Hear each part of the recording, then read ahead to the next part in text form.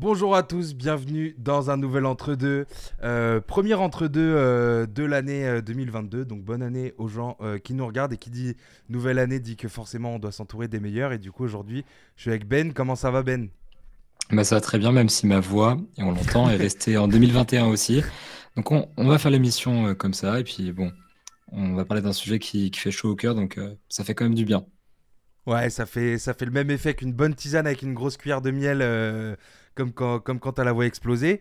Du coup, samedi, petit samedi détente. Donc on s'est dit avec Ben, on va se faire un entre-deux. Et donc le sujet du jour, comme vous le voyez juste en dessous dans le petit Bordeaux, on va parler du retour de monsieur Clay Thompson du côté des Warriors. Donc demain soir à 2h30, donc demain soir dans la nuit de dimanche à lundi, hein, vu qu'on a les joies du décalage horaire. Donc demain soir à 2h30 du matin, il y a un Warriors Cavs au Chase Center. Donc c'est un match dans lequel Clay fait son retour.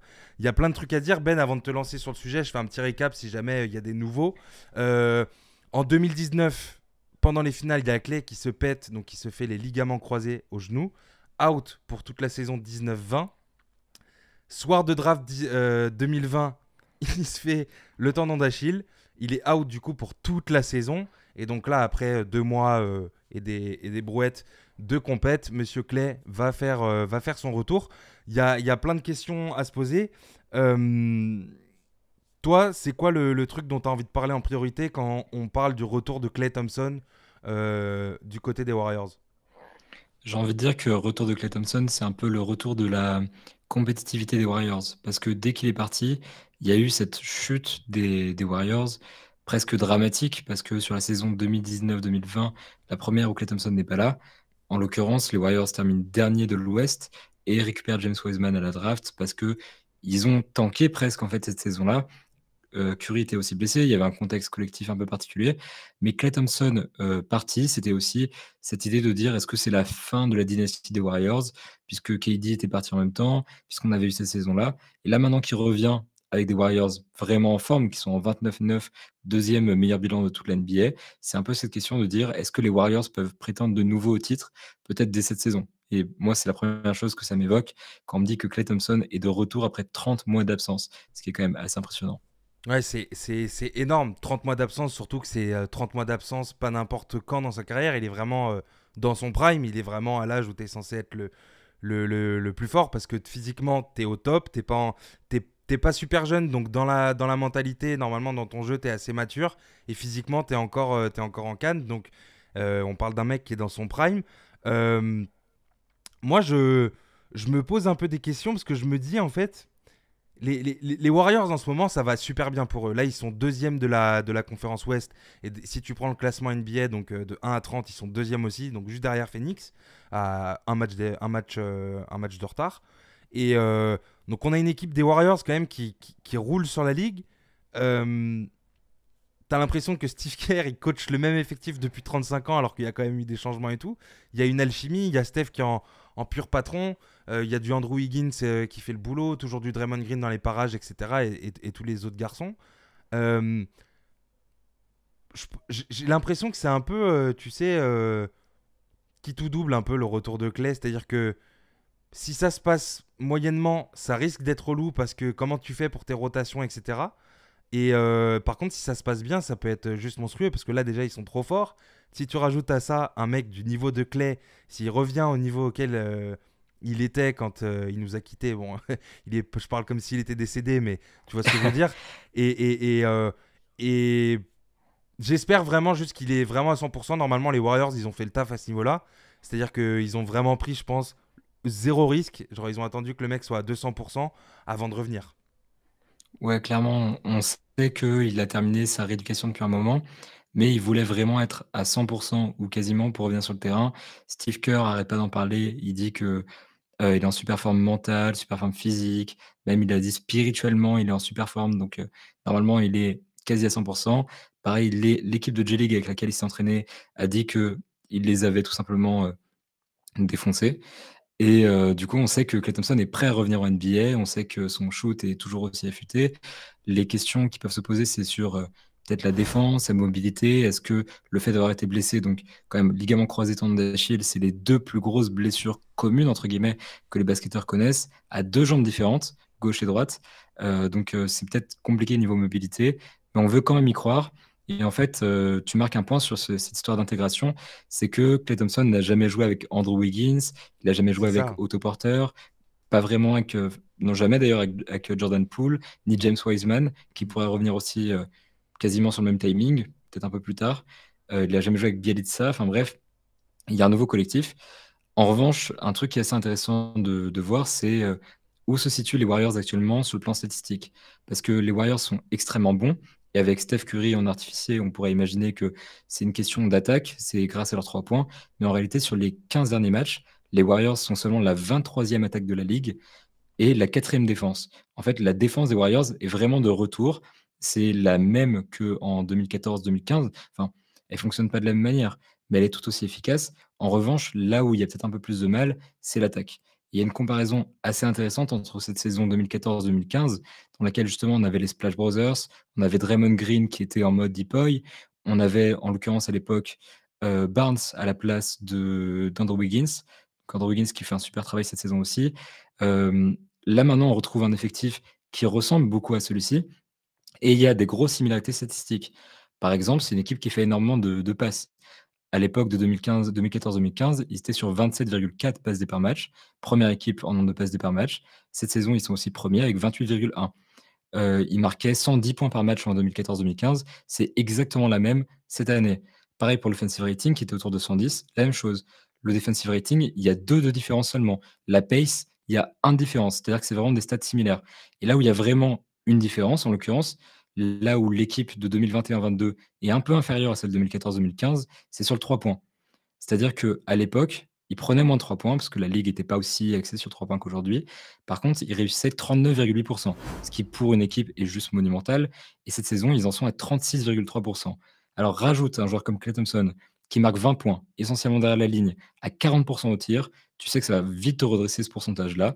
Blessé ou pas, c'est la partie de son jeu qu'on sait qu'on va retrouver. En l'occurrence, je pense que c'est ce qui a vraiment aidé les Warriors à passer le step qui manque pour améliorer leur attaque et vraiment revenir vers ce niveau de contender. Ouais, c'est clair. Moi, sur l'attaque, j'ai pas trop de doutes. Surtout que tu vois, on parle d'un shooter, donc forcément, il s'est mangé deux blessures et tu vois, pour un basketteur, tu te fais le genou et après tu te fais le tendon d'Achille. Bon, pour n'importe quel athlète, c'est chiant, mais pour un basketteur, c'est là encore plus, tu vois, les appuis, etc. Sur le côté attaque, j'ai pas trop de doutes parce que on n'est pas sur un jeu à la Russell Westbrook, tu vois. On n'est pas sur un truc ultra athlétique.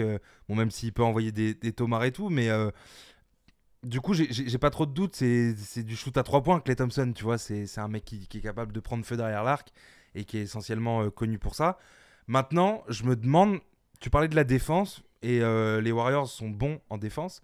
Je me demande quand même si, tu vois, si c'est pas le clé d'avant en termes de mobilité, d'appui, etc., qu'est-ce que ça va donner en défense? Lui qui était réputé pour être vraiment un mec qui reste tout le temps en face de l'attaquant et qui vraiment, tu vois, ne laisse rien passer, entre guillemets, vraiment un rempart exceptionnel en défense.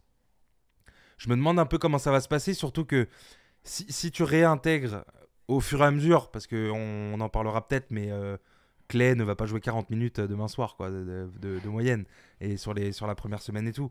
Mais si t'as quand même, si t'as Clay qui revient pas aussi bon qu'avant en défense, enfin en gros ton back court, s'il est pas aussi défensif, il y a peut-être aussi des questions à se poser à ce niveau-là, sachant que potentiellement à l'ouest tu peux te taper des back courts, le back court de Phoenix, bon après normalement tu te le manges pas en playoff sauf si tu vas en finale NBA, en finale de conf ou ce genre de truc, mais tu vois ce que je veux dire sur le côté un peu défensif qui peut prendre un coup sur la tête. Après, l'autre, il est quand même réputé pour être un cyborg. Pendant que tu parlais tout à l'heure, j'ai fait passer la vidéo qu'on a vue où Klay Thompson est un peu à l'entraînement, etc. Donc, il a l'air en forme. Euh, j'ai envie de dire wait and see, tu vois. Je pense quand même qu'un bon défenseur, ça reste un bon défenseur. Peut-être c'est le côté physique, le côté mobilité qui prend un coup, mais faut voir ce que ça va donner sur le côté intégration, comme tu disais. Tu marques un point sur le côté défense, c'est que à l'ouest, on a des vrais extérieurs comme Devin Booker, Paul George, qu'il faudra peut-être défendre en playoff. Je vais pas faire toute la liste parce qu'elle est relativement longue.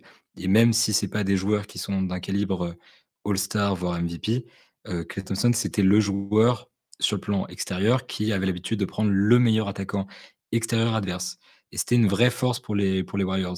On oublie trop souvent que les Warriors sont une fantastique attaque, mais ont gagné aussi, avant l'arrivée de Kevin Durant surtout parce qu'avec Kevin Durant, tout était évidemment beaucoup plus simple, mais en 2014-2015, ils gagnent en tant que meilleure défense de la NBA et c'est une équipe qui s'est beaucoup illustrée sur le plan défensif. Donc ils ont besoin quand même d'avoir des joueurs qui, collent à ces identités. Maintenant, comme je disais, on voit que cette année, Golden State reste une excellente défense. Enfin, d'ailleurs, c'est juste la meilleure défense actuellement en termes de defensive rating. Donc ils sont prêts à accueillir Klay Thompson en compensant peut-être d'éventuelles lacunes sur le plan défensif. Comme je le disais avant, ils ont surtout besoin de 3 points. Donc c'est pour ça que je pense que, quoi qu'il arrive, ça va bien se passer. Maintenant, effectivement, tu as raison de dire que là où on peut s'inquiéter le plus pour, Klay Thompson, c'est sur le plan défensif, parce qu'il était réputé comme l'un des meilleurs extérieurs défenseurs de la ligue, si ce n'est le meilleur dans son vraiment prime en étant en forme. Aujourd'hui, il risque de perdre cette dimension et tu l'as très bien dit, je pense que seul le temps pourra nous indiquer si c'est bon ou pas. En tout cas, je pense que dans l'immédiat, les Warriors ont de quoi compenser cette lacune si elle est bien présente quand il revient. Ouais, ouais, c'est clair. Je suis en train de montrer aux potos qui nous regardent.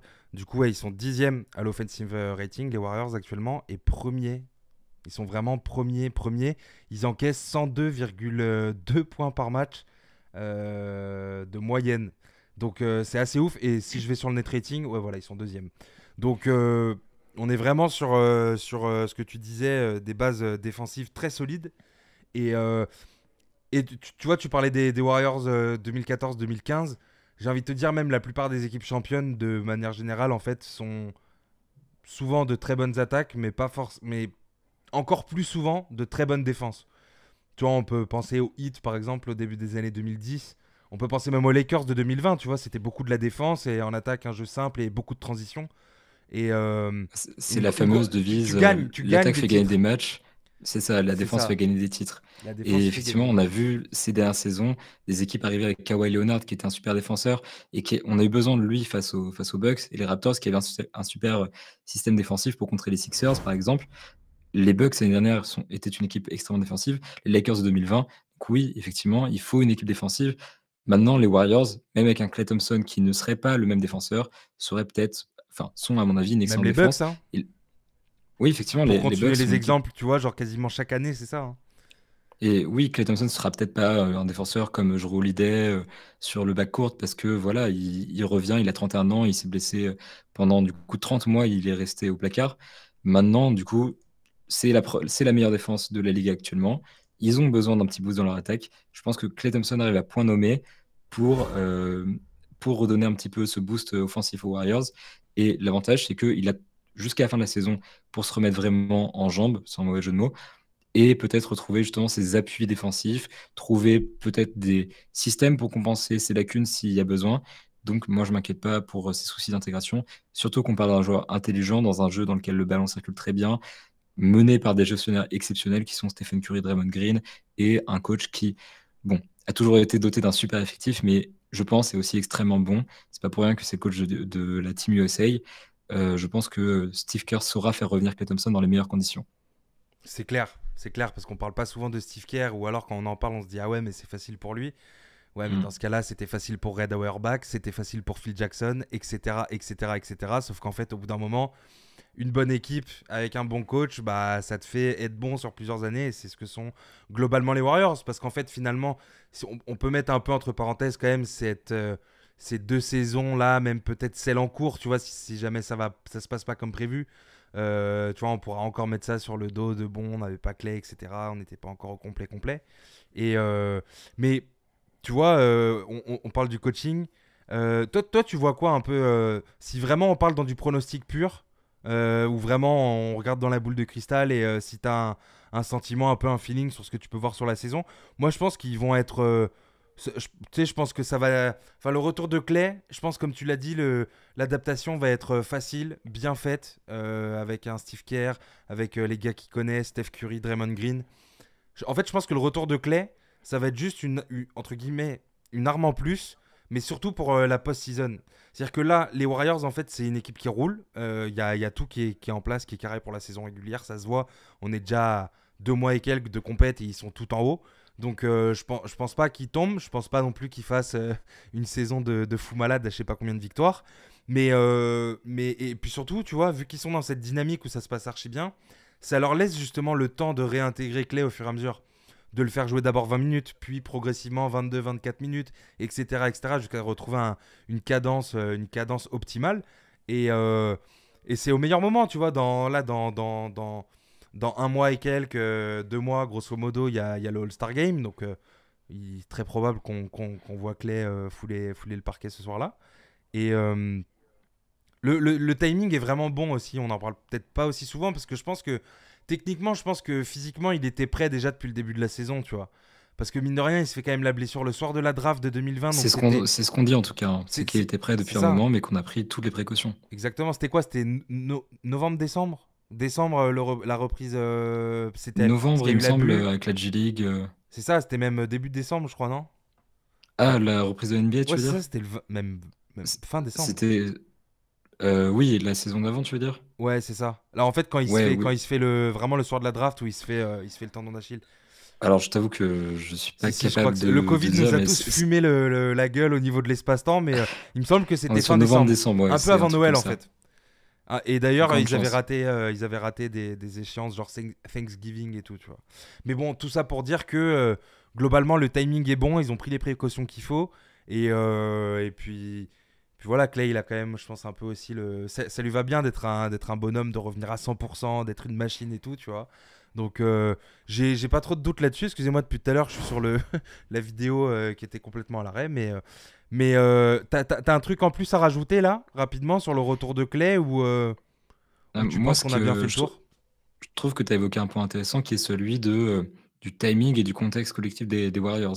Parce que actuellement, à l'Ouest, il y a vraiment un trio de têtes qui se dégage et qui a vraiment cette aura d'équipe qui devrait aller loin en post-season, avec les Suns évidemment qui sont premiers, avec les Warriors qui sont donc 2e et puis le Jazz qui est aussi beaucoup très, très en forme. Et tu as des équipes qui ont des incertitudes niveau santé, niveau, jeu. Je pense aux Lakers qui pourraient être presque une surprise à ce stade et tu marques un point là-dessus, c'est que les Clippers, par exemple, ont besoin de Kawhi Leonard pour revenir. C'est un joueur qui est extrêmement attendu. C'est pas juste, une arme supplémentaire, un membre du collectif et cetera. C'est vraiment s'il y a pas de Kawhi Leonard, rien ne pourra se faire. Actuellement, les Warriors n'ont pas besoin dans les médias de Klay Thompson. Il peut jouer 15 minutes, il peut jouer 20 minutes, il peut s'adapter en fonction de ce qu'on lui dira de faire. Les Warriors ont les armes pour aller en post-season et peut-être passer même un tour de play-off si Klay Thompson n'est pas encore en rythme. Donc je pense qu'effectivement, il revient sur le meilleur timing, il revient dans le meilleur contexte collectif et donc grâce à cet ajout supplémentaire et peut-être celui de James Wiseman, on verra, son niveau à son retour, les Warriors, à mon avis, cette saison sont un contender. Clairement, on n'a pas trop peur non plus au niveau des rotations, tu vois, tout ça. Parce qu'au final, c'est Mmh. juste entre guillemets un mec à rajouter. Pas n'importe Et des joueurs lequel, mais ça intelligents. reste un mec à rajouter, mais qui s'ajoute dans un collectif vraiment parfait, quoi. Donc Mmh. le contexte est bon, le timing est bon. J'ai l'impression qu'on est plutôt d'accord sur le côté. On est tous les deux pas inquiets, tu vois, sur ce qui va se Tout passer. à fait, Que complètement. ce soit pour les Warriors, que ce soit pour Clay, pour sa réintégration, pour sa forme une fois les playoffs. Donc, des bonnes nouvelles. On commence l'année avec des bonnes nouvelles, écoute. Surtout que, ouais, voilà, les Warriors, tu vois, les Warriors de Steph et Clay, c'est quand même un sacré truc. C'est un truc qui est d'ores et déjà historique et on est en plein dedans. Et ça fait plaisir. Ça fait vraiment plaisir de revoir Clay, de revoir le duo, de revoir le trio même et le quatuor si tu rajoutes Steve Kerr. Mais voilà, on verra ce que ça donne. En tout cas, pour le retour de Clay, je rappelle la date, c'est du coup demain, donc la nuit de dimanche à lundi à 2h30 du matin. 2h30 du matin d'ailleurs pour un match au Chase Center. Je viens de percuter, mais c'est archi tôt. Qu'est-ce qu'ils ont fait? Qu'est-ce qui s'est passé? Je suis tout pourri en maths, mais j'ai envie Ah, de mais dire, c'est. Si, si, c'est les. on est à l'heure d'hiver, donc on a 1 heure d'avance sur leur calendrier à eux. Aussi, Ah, c'est ça, déjà, il faut y a se dire ça, mais que surtout que tu sais, les matchs du dimanche, ils ah s'arrangent ça, pour les que les matchs du gens de New dimanche sont York plus tôt. aussi ce soit bien pour eux, pas trop tard et tout, tu vois. Bon, donc C'est en vrai. gros, pour eux, il est 22h. Nous, on Et signe puis tous les bon, jours pour ça. c'est un match qui devrait faire quand même pas mal d'audience. En tout cas, nous, on sera dessus et on espère que toute la communauté basket y sera aussi. Clairement, clairement. Live tweet assuré du coup sur les réseaux de l'analyse. D'ailleurs, justement, dites-nous ce que vous en pensez, que ce soit juste en dessous dans les commentaires ou sur les réseaux. C'est l'analyste FR tout attaché un peu partout. Et puis, si jamais vous avez envie d'avoir un peu plus d'infos, que ce soit sur ce sujet ou d'autres, l'analyste.fr. Comme ça, la promo, elle est faite. Et vraiment, dites-nous ce que vous en pensez sur le retour de Clay, bien, pas bien. Est-ce que ça va beaucoup changer est-ce que ça va changer beaucoup de choses pour les Warriors ou non? En fait, ils vont continuer de dérouler. Dites-nous ce que vous en pensez. Ben, à bientôt sur les réseaux de l'analyse. Je sais pas où, sur une table de marque, sur un entre-deux, sur un Wait and see, carton. comme Wait Clay. and see. Donc voilà, donc voilà. Bah écoutez, merci d'avoir regardé cette vidéo et puis à la prochaine. Ciao l'équipe.